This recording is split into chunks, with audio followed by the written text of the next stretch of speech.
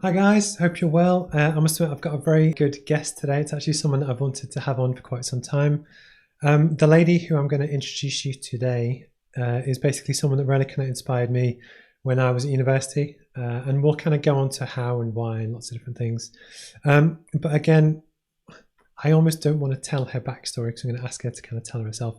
But this lady has won lots of awards. Woman of the Year in Technology 2020, congratulations. STEM Leader, Forward Ladies Midlands UK, various other awards. Most Enterprising Academic at the University of Sheffield, which is where we met. Most Inspirational Academic, again, University of Sheffield, and lots of other things that I guess we'll jump, I know Elena's time is very valuable, so we'll jump straight into it. But a really kind of fantastic lady, super inspiring to me, and then hopefully we'll see kind of where the conversation goes. So Elena, if you'd like to say hello to everyone. Hi, everyone. Thank you for being here today. Perfect. So I always start every interview with basically asking people, how do we know each other? Because, for me, it makes it a lot more real. And actually, I've really enjoyed just the chance to catch up with people. So for me, we first met at University of Sheffield. It was somewhere between probably 2004 and 2007, as in when we first met, which now is actually, it's longer ago than you think. You still look the same, by the way, so you still look fabulous. You're still a charmer as ever. But for me, there was a module called MEC 414. Yeah. And for me, it was when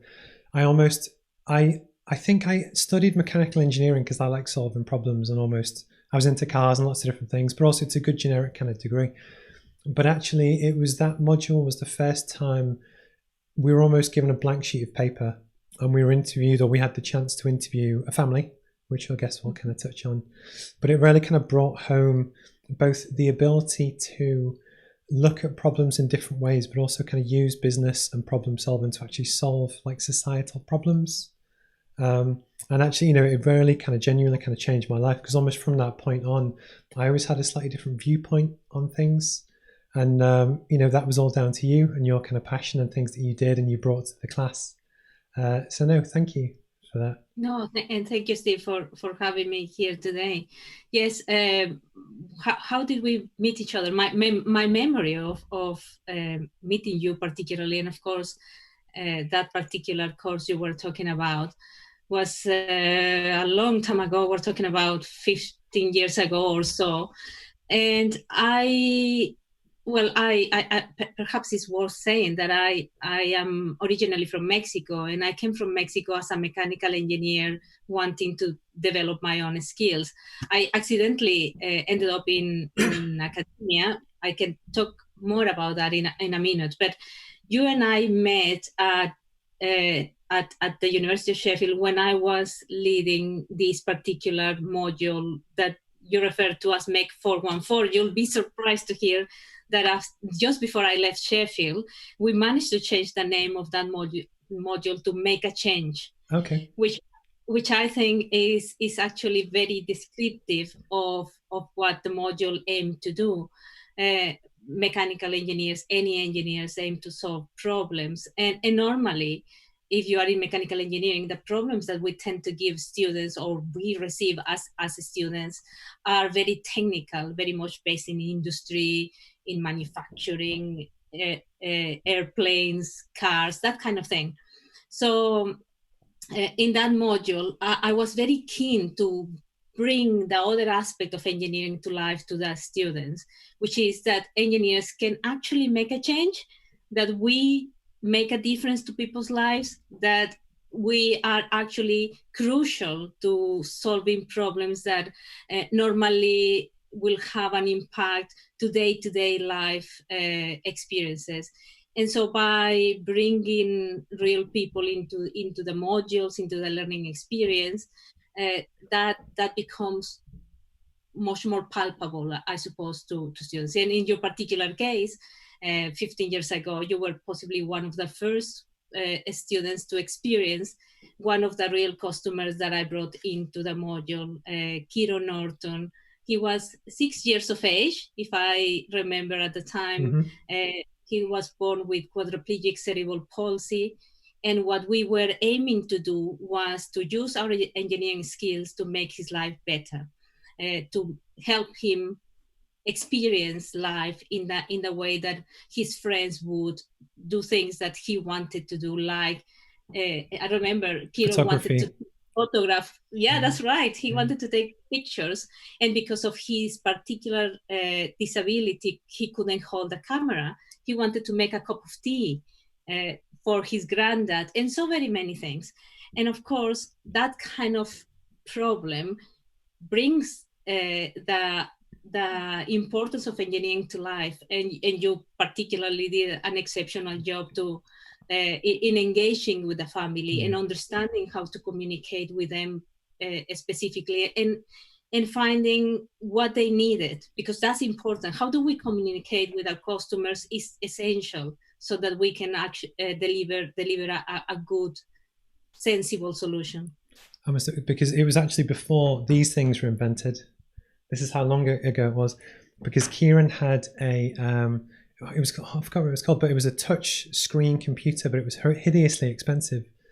And one of the things that I kind of wanted to do when we were talking to the family about what did they, what challenges did they face, and one of the things was struggling to add new software to the tablet, if you want to call it that, but it was huge, just to teach him to tell the time and do different things. So basically, it was one of my pet projects that I like to get involved with.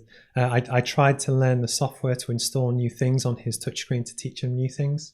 But it was that whole experience that really kind of changed almost my whole viewpoint on everything. And actually, sorry to interrupt, but if I remember correctly, his device was from the United States, and the currency that he had was in dollars.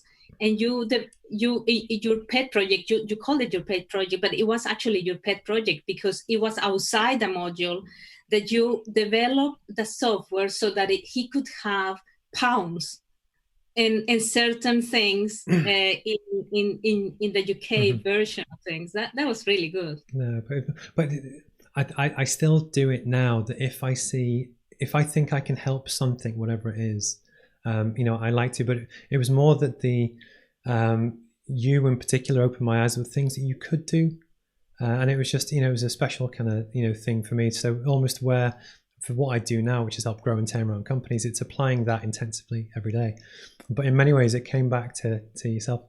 One of the things I try and do, just because I think your contacts will find it interesting, but likewise, I also just enjoy the conversation, is that do you mind if we go through your journey? So that you said you grew up in Mexico? Yes, of course. Well, I was born in Monterrey, Mexico, which is northeast of Mexico. It's a big city, 8 million people, industrial. There is a lot of manufacturing there. And I am an only child from a very working class family in Mexico. I was the first person to go to university in my family. My parents didn't have that opportunity. So they encouraged me to dream, to work hard, to explore different things. So I decided to study engineering. And I suspect, if I am completely honest with myself, I think I studied engineering because looking at my environment and looking at the fact that the possibilities of getting a job in Monterrey by studying engineering were higher, I think that's where I based my desire to study engineering. It evolved and very quickly, and I can tell you that story because it's an interesting story. But that's why I decided to study engineering. I went to a university in the city. Normally, there are 5-year degrees, engineering degrees in Mexico. So very soon I met friends, different people from different backgrounds. One of those friends, Rosie, had many siblings. I was an only child. She had 7 siblings. When one of her siblings, Oscar, he had an accident. He broke his neck when he was 20 years of age. And when I met him, he was already in his late 20s. He had lost mobility from his neck down, and he only had movement of his left hand. And believe it or not, Steve, at the time, I hadn't met any people with disabilities. Maybe because in Mexico, people don't sort of look after their family so much that you don't see them around as much as you do here in the UK. So I met Oscar, and Oscar was very good to me because he helped me understand disability in a way that I had never understood disability. And also, that family in general were very inspirational to me. And the same way you were talking about me helping shape your life to some extent by that module, they shaped mine. I remember seeing Oscar using a hand brace, and it was made by their family, by his family, with various multiple things. But we're talking about 30 years ago, that long ago. And I was fascinated. He could use a pen, a toothbrush, a paintbrush, so many things. With that little movement, he was able to be more freer, independent, and of course had more dignity. And that inspired me. But it wasn't until I came to Sheffield that I was able to bring the two things that inspire me. One was my degree as an engineer to solve problems. The second was that I only learned to apply my engineering skills when I went to industry, because I didn't have the hands-on learning during the degree.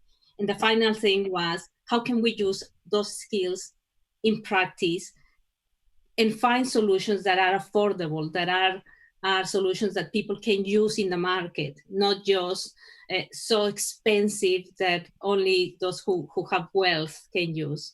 So that's how I ended up in the UK, having had those learnings in Mexico. I came to the UK to develop my skills, and then accidentally ended up in academia. And that's another story. So it's actually my next question. It was that how did you find the transition, and then actually the learnings that you could have taken from industry and then apply it to academia? Did it make you a better kind of teacher?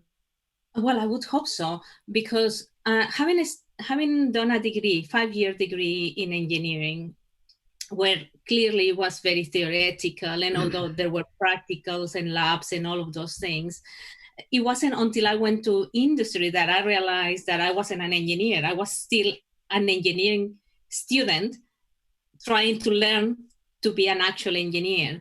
And that was very frustrating. And it is very frustrating for many engineering graduates to discover that they haven't actually become an engineer because they don't have those skills. So when I came to the UK and then joined academia, and I was just going to be doing a project for a year.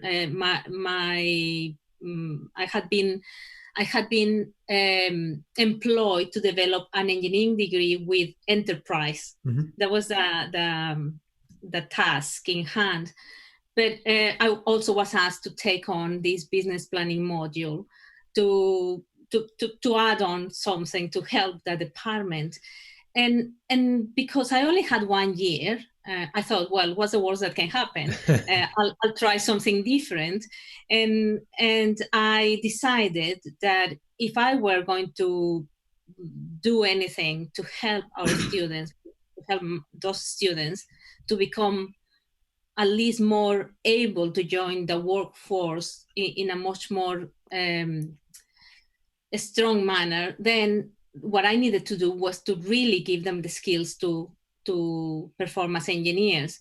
So I suppose my experience of industry, first of all, not having the ability and the societal skills to be able to apply to industry, was one of the main motivators. The second was my inspiration and from Oscar to help people, and then finally that the task to get business skills to engineers, and for those people who don't know, engineers normally don't think about business in general. So when you try to talk about business planning to engineering students, they just actually glaze. They just kind of don't want to hear it. So it made sense to me that if I was going to do something that was worthwhile, I would have to think about business skills from the point of view of an engineer. Because I think that's one of the things which almost got me was that with, so at the time Sheffield was it still is a very good, engineering kind of university. Exceptional. And with the class that we had, you almost, same with business, but in life almost, you have to know where you sit in the hierarchy. And I knew that I was never the best at any of the super technical subjects, but I knew that some of my strengths were in some of the more marketing, leadership, creative thinking tasks. So actually, I think almost a module like yours, it helps develop more of the different personality types within a cohort of a team, as opposed to just calculators, if that makes sense. So it's almost, is it an Einstein quote where he says, don't ask a fish to climb a tree? But it's almost where, you have, for me, the degree was a brilliant kind of rounded skill set to kind of develop. But then actually it's then how you choose to apply it was almost where your module for me kind of took off. Yes. So one of the other things that Sheffield launched around the same time was the Enterprise Zone. Would you like to explain both what that is? Because actually, for me now, it seems very forward thinking, because again, this was in the early 2000s. Yeah. So actually... Yes, of course. When I joined Sheffield, I explained that I joined to develop a new degree in mechanical engineering with enterprise. It wasn't called that at the end, but that was a project.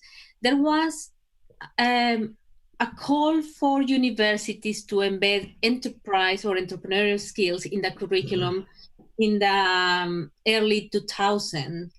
Maybe even late 1990s.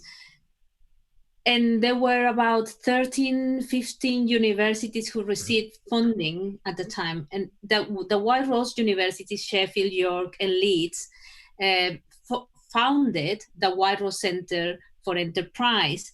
And the White Rose Center for Enterprise was a really nice organization because it brought different universities together, but also an organization that was thinking much more forward than other universities and other centers in a similar position. We were looking at what can you do, what should you do to help the majority, because if you look at how the proportion of graduates who start a business, we're talking about 1 or 2% at most, and within a 10-year period. So the White Rose Center for Enterprise was saying, well, if that's the case, then let's look at the majority, at the 100% with certain skills, and then hopefully some of them will go on to start new businesses. But for the ones who really want to start a business right at the beginning, then let's make sure that we have something to help them. I personally, because of the business module, I started to see people like yourself and others who were creating solutions from these projects, from these real projects that were potentially marketable. And so I went to the Department of Mechanical Engineering. That was before the Enterprise Zone. And I don't know whether you know this, Steve. And I talked to my head of department and I said, we need to have an enterprise lab. And he said, I don't know what that is. and I said, well, Steve Beck has a thermofluids lab. This person has a dynamics lab. I need an enterprise lab. And he said, what for? And I said, well, to help those entrepreneurial engineers to start their own companies. Eventually, I managed to get an enterprise lab, and it was just a corridor, a corridor in mechanical engineering. That then Home Officer David Plunkett came and launched it. Anyway, so it was a big affair, but the actual concept was the model that then was used to start the Enterprise Zone. And the Enterprise Zone was funded by another grant from government to provide that kind of support at university level rather than at departmental level. And the Enterprise Center, which was then named University of Sheffield Enterprise, provided help not just to students but to graduates for many, many years to start their own companies with training, with skills, with actual business mentorship, grants. And I think that is incredibly exciting. But the work that was embedded within the curriculum continues until now, I believe. No, because I think for me it was when I started my first business, which was the photography business, if you remember. And we went on. What was quite funny, and you might not have known this, but I had some savings that I gambled. I say gambled. I had a business plan and an idea, and actually what it was that I used my savings to buy all this camera equipment and all of the professional lights and lots of different things to do university black tie balls, graduation, sports team, photography, lots of different things. But actually, if I didn't make the business work, I couldn't pay my rent in the June. So almost I had to make it work. But yeah, well, it worked. But actually what it did do, it didn't force me. It helped me learn my craft in how to sell stuff. And, whether you sell photographs or pens or engineering or consultancy, whatever it is, often the skills and the hustle are the same. And it was really, for me, it was the chance to learn with, in a relatively kind of safe space. And then also there was I forgot what the official name was, but the certificates in my bedroom at my mum's house, it was the £2,000 business planning competition, yes. Which in hindsight I won one year. The first year I didn't, but I still think it was a good idea. But actually the second one was all to do with the photography. But actually what I was able to do was that I leveraged the £2,000 first prize to actually spend £4,000 to exhibit at Europe's biggest photography show in Birmingham. So I was constantly trying to level up. But it was just, again, it wouldn't have happened without that kind of nurture at the start, just to kind of, send you off. And then actually, thinking this through actually is almost in different parts of my career. So I spent time at one of the LEPs on Teesside, which is a regional government body, and they had a big problem post-recession, so kind of 2008, 2010, that a lot of their companies in the offshore energy space didn't have any cash. Actually, similar to post-COVID, that they couldn't bid on bigger contracts or grow because it was just like this catch-22 situation. So I looked at the problem and ended up creating a world first financial fund called a Catalyst Fund. And we bid into central government and we got £10 million to prove this idea, which is my idea. And it went on to unlock about £200 million worth of work to Northeast companies that wouldn't have happened if we didn't just look at the problem. But it was the same skill set that we used with Kieran, that we used in your... And actually, back when it was launched, it was David Cameron's government and Nick Clegg, again, Sheffield, former MP, helped launch it. And it was it was problem solving at different ways to then, use and grow. But again, for me, from a career point of view, it also proved the ability to solve problems, because it was, the banks and a lot of different people knew of the problem, but they couldn't solve it. And it was almost just putting the jigsaw pieces together. And, it's gone on to create, hopefully a few thousand jobs, but that's one of the proudest things that I've ever done. And it runs until 2023, I think. But it was all based on ideas and problem solving and different things. That is incredible, really. Well done. Well, I've learned that I don't take praise very well. Well, it is important to receive it and it's important to give it. So well done. I'm good at giving it. I seem to clam up and go funny. When I watch my videos back, I always cringe for the next 2 seconds, and I think for those who are viewing us right now or later on, this is a skill that is important. It is important to develop. Knowing when we need to improve is what makes us better. Knowing what we need to retain is what makes us smart. and so just take it. Take the praise. No, you deserve it. Actually, related to this, although it's slightly off topic, was that I recently met a guy called Craig Fenton, who's head of strategy at Google. So he pretty much runs Google in the UK and Europe. And actually, through another contact called Nina, Google run an initiative called I Am Remarkable. and it's all to do with helping to empower and nurture and promote basically people from all different backgrounds, females, people from different ethnicities, and almost just give them a lot of hope and support. And actually, exactly what we're talking about is almost that the often, and ironically, that I have never felt this way, but that's a symptom of the actual problem, is that when it's when people are afraid to speak up or actually acknowledge the good things that they've actually done because they worry about what other people think. And then even recently, a lady who I know who's very talented, who reported into the CEO for a major company, she had a marketing background, but she was a problem solver. She was made redundant, and actually she reached out to me and we were having a chat, and I was saying to her that she should be going for these top jobs. And she had a crisis of confidence, as in she wasn't sure that she was doing it. And what I found was almost that it's very rare that a man would feel like that. But actually, I was raised by my mum, and I think it's almost one of the reasons why, in some ways, it's probably one of my superpowers that I relate to women very well. But actually, I understand, my empathy is quite high, But actually, from your point of view, do you think it's almost especially important to help lift other people up and kind of help inspire them, give them confidence? Completely, most definitely. When I was in Sheffield, I don't know whether you know this, you would have left by then, but I had a role of director of women in engineering, particularly to help balance, shift the proportion of women in engineering, which is dramatically low in this country and indeed across the world. And if you look at diversity, whether it is women in engineering or other differences, the challenge is always removing the biases within the systems, whether they are systems education from early on all the way to recruitment, admissions, reward and recognition, and certainly all the way into employment. And those biases are ingrained. We don't often know that we have them. That's why they are called unconscious biases.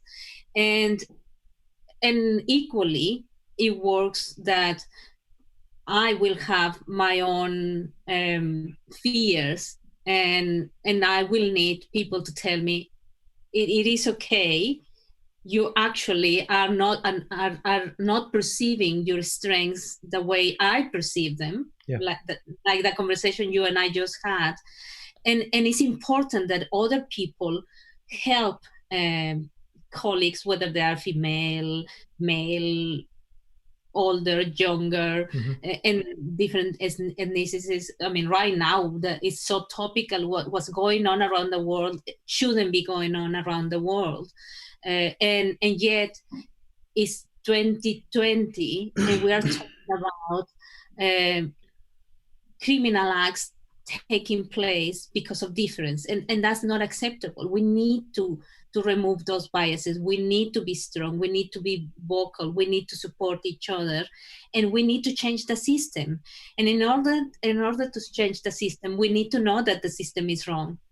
I think one thing that I noticed was that I have a lot of black friends and a lot of people, friends of different ethnicities, but I wasn't sure how to respond, what to say, what not to say. And actually the way I decided to almost approach it was almost just to celebrate some of my genuine idols that happen to be black, but that doesn't necessarily matter. But almost the one thing which almost made me feel that I knew there is a problem is because when I made the post, I was waiting for the some sort of comeback. And if I feel that way, other people must definitely feel that way. And it's just that proved to me that there definitely are, and there is a problem. And I say it's difficult to solve, but almost it's because it's how do you change people's perceptions, and it's hard to change the culture and the overall system. So almost what I was worried about was that if I said nothing, am I complicit? Because almost it's the classic statement of,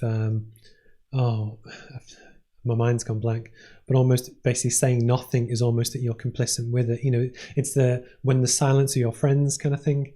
And it was almost, I found almost the recent last kind of 2 weeks quite difficult to deal with, just because I didn't know what to do. I wanted to help, and I don't necessarily agree with, some of the violence to do with statues, or even at the moment, with the pandemic, some of the mass gatherings, that concerns me a little bit. But the main principle long term is, hugely, massively important. And I've struggled with how to deal with that in some ways, how to help.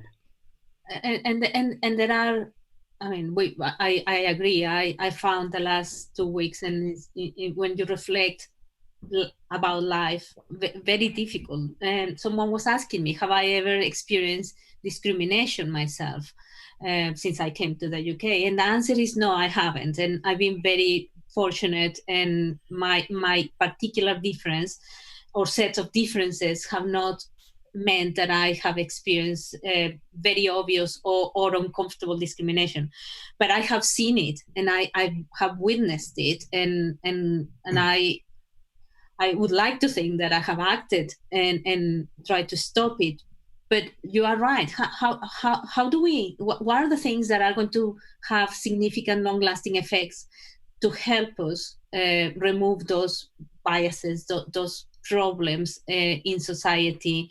And we have to start with what we can, and we can on one-to-one basis. You were talking about what are the feelings of female professionals compared to male professionals, without ethnicity involved or other differences, just gender.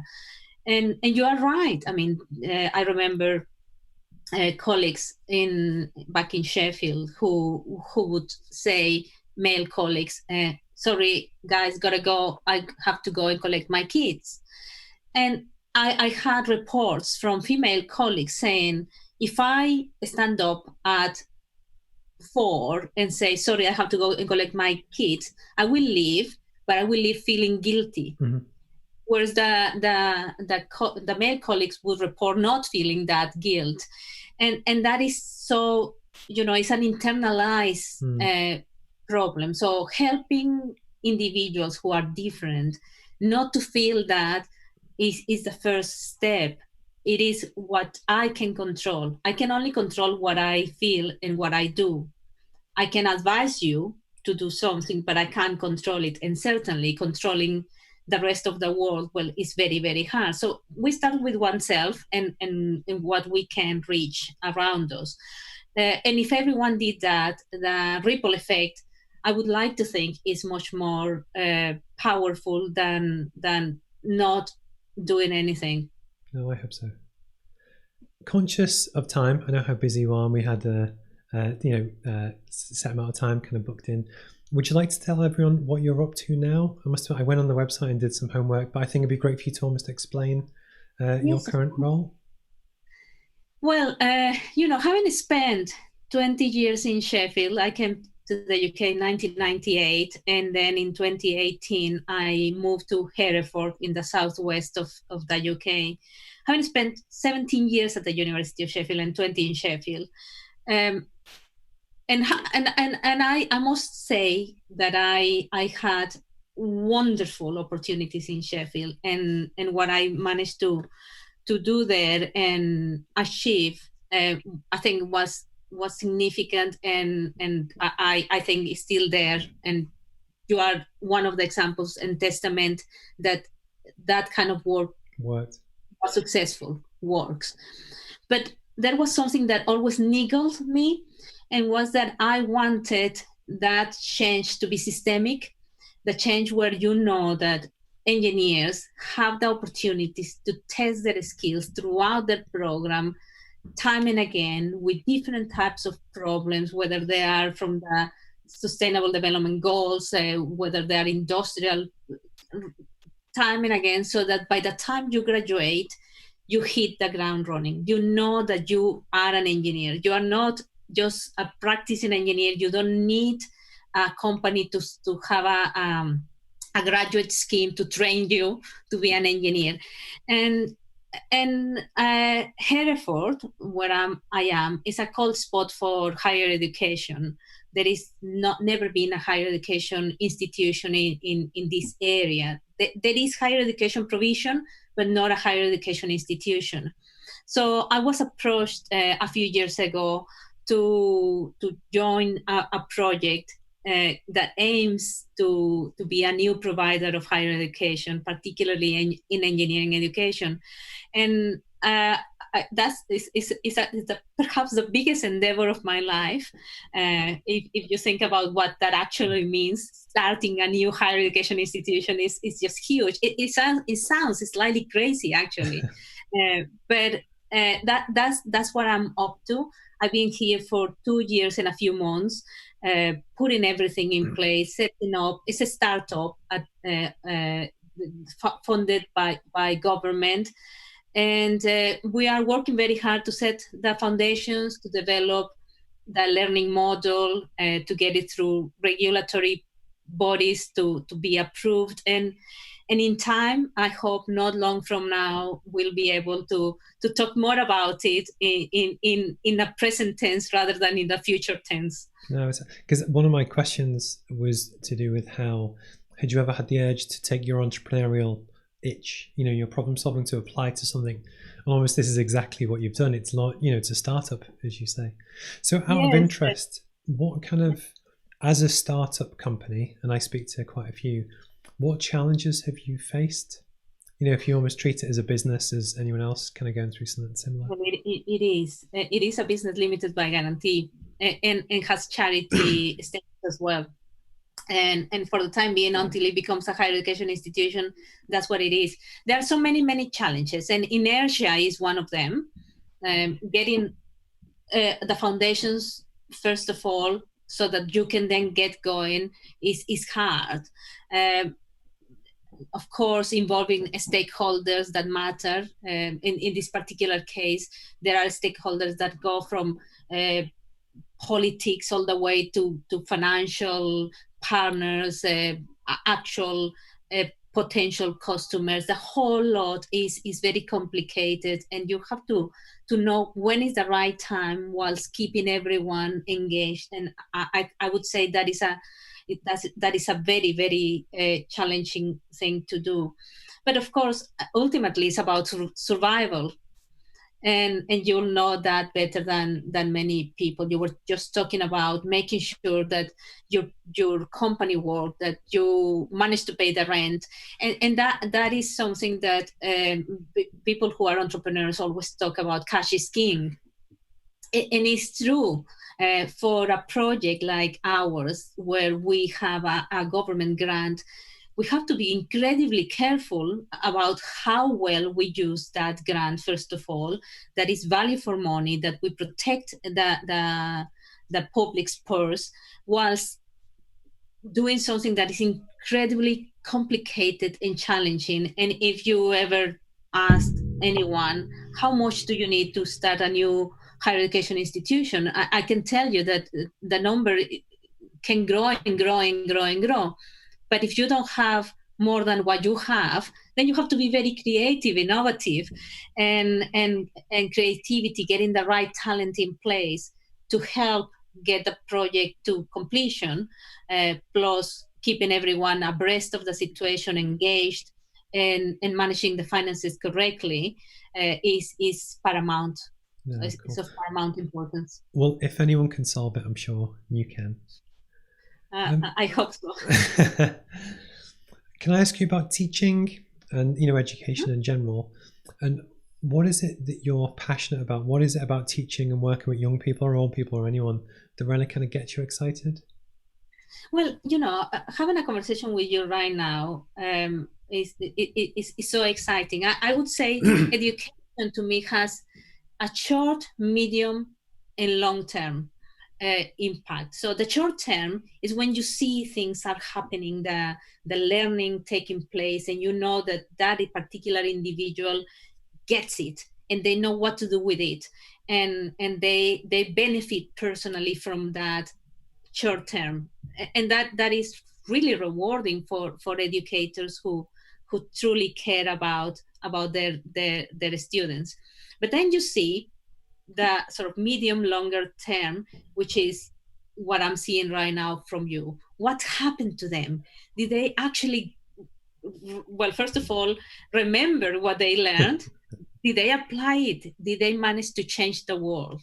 That to me is the second like tick from what inspires me. What you've done in during the module, what you've done 10, 15 years later. And on a more selfish level, I suppose, personal level, that real long-lasting legacy word.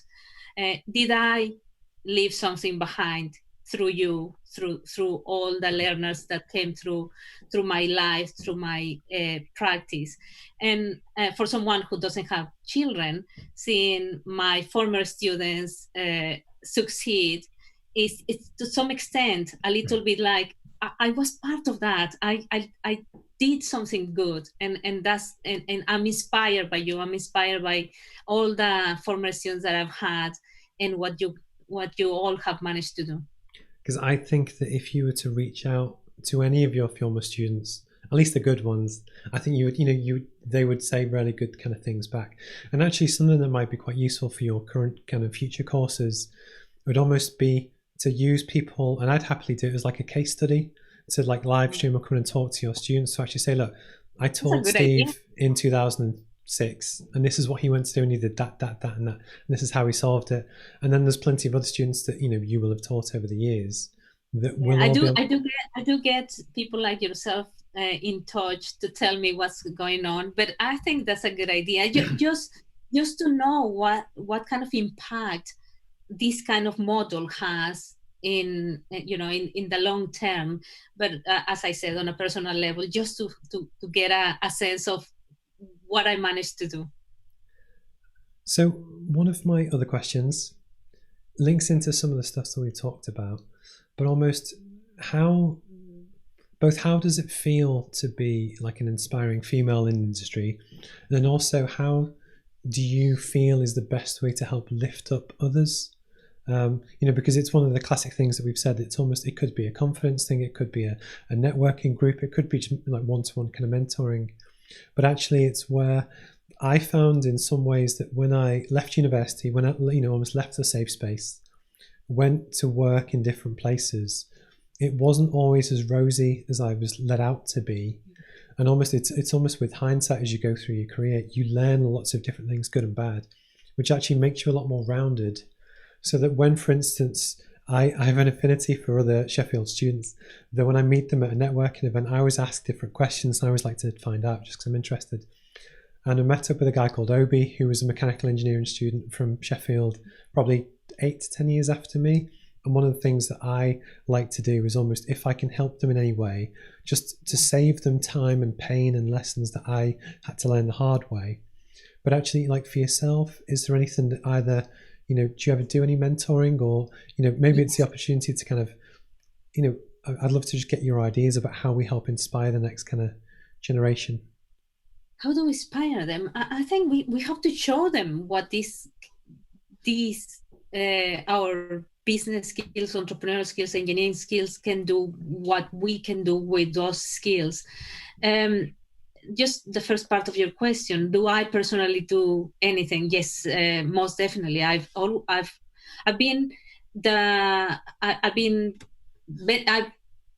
received so much help throughout my career, throughout my life. I've been given so much support from mentors, male and female mentors throughout my life, that I feel the responsibility to give back as well. So the same way I've had informal mentors, I mentor people, but more widely in networks like you talked about this award that I just recently received from EFM,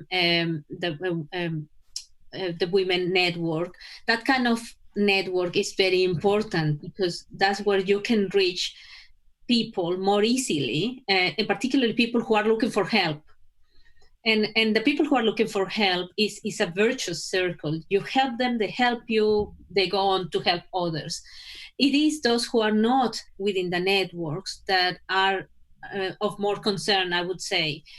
particularly because they might be feeling deflated, or they don't know where to look for help. And I think we have to be loud, and we have to use platforms, social platforms, which sometimes can be very demotivating because there is so much negativity out there, but they can also be useful. And if we can reach people and help them, whether it's one-to-one, network, develop networks, engage them into networks, I think that is very important. But more significantly, I talked about systemic change. Systemic change in education is important, whether it's primary school all the way to higher education, but also change in employment, where those biases that are embedded within recruitment processes, reward and recognition, can be removed, and where individually we learn what our biases are. What is my bias? What is it that causes me conflict unknowingly that I can improve on? Biases are there because we come from different cultures, different values, different systems, societal systems. They are not necessarily a bad thing. They are a bad thing if we don't know about them, and if we do know about them, if we don't do anything about them. But once you learn and you can put measures in place to prevent your biases to take place. Say, for example, I'll give you an example. You won't even guess what my bias is, my negative bias. Take a guess. I don't know. Well, I'll tell you. I did a test several times, and I have a bias, a negative bias to younger people. Okay. And you will never believe that, because I am an educator. I work with younger people. So the way it manifests itself in me is that I go, let me help you because you don't know enough. So I use my own experience as a way of giving more than I should. So the way I put a measure in place to remove that bias is to start my lectures or my sessions by saying, today we are going to learn together. And I always do it. Let's learn together. You wouldn't have experienced that because I learned about my biases afterwards. And so what I do is I say, let's learn together, because that way I put myself at the same level of the learner. And that has helped me enormously, because now I learn together. And I remind myself that I don't know more than anyone else. I just I'm just older, and maybe I've had other experiences.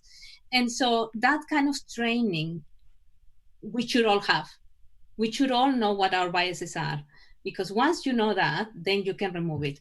For example, if I am marking something or recruiting someone else, I know that my sugar levels will drop if I'm hungry. So I need to have a piece of fruit and eat so that my sugar levels go up, So and I can be fair. And that those are little things that might not seem important, but they are scientifically proven, and you have to put them in place. All of those things are little techniques, but if you add them up, you hopefully will have systemic change. Well, also on your legacy point of view, towards the end of the year, I'm writing at the moment, I'm going to be doing a lot, because I wrote a book 2 years ago, which is a business education book. But actually, I'm going to be filming hundreds of hours of business education tutorials. It's part of the reason why I go into so much effort with the lights. And actually, I might use that and let's learn together. And then when I'm rich and famous in 10 years' time, I'm the Tony Robbins of 2030. Will I get some royalties? Yes, you can have some royalties. But but I think it's nice. I think it's good, because it is true that most you don't know what you don't know, and nobody wants to feel patronized. So actually, I like the approach. So I might steal that. So one of the questions that I ask, was technically two questions that I ask everyone I speak to, is I think it's quite important to kind of share knowledge and share experience, and actually just I think it's a good conversation piece. So would you be happy to share what the best piece of advice you've ever had? Of course. I've had so many good pieces of advice, but and I normally quote a few pieces of advice from very early on in my career, but more recently I had something that I think is so powerful that I wish someone would have told me that earlier on. And it's a quote that says something like, the opportunity of a lifetime has to be taken in the lifetime of the opportunity. Okay. That's so powerful, so powerful. Basically what it means is, you have a chance right now, take it. What is the Don't worry. door? What is the worst that can happen? If there is an opportunity there, and you think it's worthwhile taking, then just take it, because the worst that can happen is that it doesn't work, that you have to learn from it, that you learn that not to do it again, but maybe just maybe it works. And so that brings two pieces of learning. The first one, which is the one that I received recently, but the other one is, doesn't matter if you make a mistake, because the best that always happens when you make a mistake is that you learn from it. Because I don't mind if you need to get that, by the way. I don't want your... No, it's okay. It's been okay. So, because one of the things I think, even when I was a child, when I remember at junior school, I had a teacher called Mrs. Coughlin, and I liked to draw. I liked all the creative stuff. And she told me probably when I was about 7 years old that I was a perfectionist and I was never happy. And almost now, even with the live streams or business stuff, it's almost where I was almost very critical with myself. But actually with age and experience, I now just think, look, did I do my best to the best I could at the time? And often, yes, I did. In which case I'm a lot easier on myself than I was, say 2 years ago. And almost just that kind of comes with age. But no, I think it's a really good point of view. And again, sometimes when a good opportunity comes up, you do just need to grab it. Because again, a lot of people, I think when you do get to 80, 90, it's having the regrets to you not taking opportunities, be it in personal life or business or whatever. So then related to that, the other question I ask is almost, if you were to give advice to your younger self, and you can pick whichever age range or whichever you wish, what would it be? Don't be afraid. I think that's the one thing that I would say to myself. I experience fear like everyone else does, and I've just told you, grabbing opportunities, it comes nearly natural to me. Making mistakes is not something that faces me too much, because I've had practice time and again and again and again. But of course, there is that level of fear that sometimes can be paralyzing. That is the level of fear that I'm talking about. There is always a little bit of fear that is okay to have, because it keeps you alert. It keeps you on your toes. But paralyzing fear is the kind of fear that we need to work and remove. I mean, talking about my very personal life, I came to the UK, and years later I came out as a gay woman, and I wish I could have had someone telling me, or me telling myself that it does get better. Don't be too afraid, because at the end of the day, it is the fear that you have is mainly fear that you feel and not others. People are not going to judge you. So that's what I would say to myself, and I would say to everyone else: don't be afraid. Take opportunities. Life is hard, but there are so many good people out there that can give you a hand. And the worst that can happen ultimately is that if something goes wrong, you pick yourself up, you learn from it, and just don't do it again. No, I think it's brilliant advice. And actually, what's some of the, because I've almost learned this with age as well, is that the biggest battle is often in your own head, and that's the only thing which actually realistically makes the difference. And it's how you then approach things. And almost, I still get nervous when I do these, and I don't know why, but it shows that I care. And actually, whenever you feel pressure about the outcome of a business pitch or launching a new education or whatever, the pressure is there because it matters and someone cares. As well, actually, if you did something that nobody cares about, is it that important? So I think it's a really kind of good, no, I really like that. It's good. So thank you for your time today. It's been lovely to catch up. It's been too long. When you do kind of get set up, if you ever want a spare speaker to talk about stuff or some of the things I do and, anything, just give me a shout. Honestly, I'd be delighted to help. I certainly will. I think getting people with experience back into that learning environment is one of the most powerful things. And to all your viewers and the people who have joined you throughout this process, do talk to Steve. Steve knows what he's talking about. He's an incredible guy, and of course, if I can personally help on anything, just give me a shout. No, cool. So next time we'll have to make sure it's not so long, but please stay in touch. I will stay in. I always keep an eye on everything you do as well. But it's lovely to see. It's lovely to catch up. You have been a major inspiration, and you continue to kind of be so. And actually, almost from a legacy point of view, I'm just one person, but you will have taught thousands of people over the last however many years. So even if there was 10 people per class that you really kind of elevated, that's still hundreds of people that you would have changed their lives. So on behalf of them, I will thank you. Please kind of stay in touch, and thank you for your time today. No, thank you, and good luck with everything. I am proud of you too. Okay, thanks a lot. Cheers. Bye. Thank you. Bye.